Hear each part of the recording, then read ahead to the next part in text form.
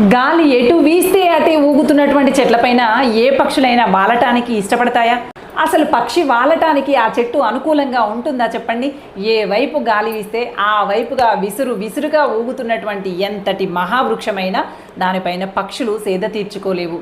అదిగో అలాగే ఊగిసలాడేటువంటి మనసు, చెప్పుడు మాటలకి ఎటంటే అటు కదిలిపోయేటువంటి మనసు ఉన్నటువంటి వాళ్ళతో కూడా ఎవ్వరూ స్థిరంగా ఉండలేరు. వాళ్ళతో ఏ మాట మాట్లాడితే ఏమవుతుందో అన్నట్టుగా చిన్నగా నెమ్మదిగా వాళ్ళకి దూరం అయ్యేటువంటి ప్రయత్నం చేస్తూ ఉంటారు. ఎవరు ఏది చెప్పినా వినేటువంటి చెప్పుడు మాటల లక్షణాలు కనుక మీలో ఉంటే వెంటనే దాన్ని నిర్మూలించుకోండి. లేదంటే చెప్పుడు మాటలకి బలైపోతూ అందరినీ దూరం చేసుకుంటూ ఒంటరిగా మిగిలిపోతారు.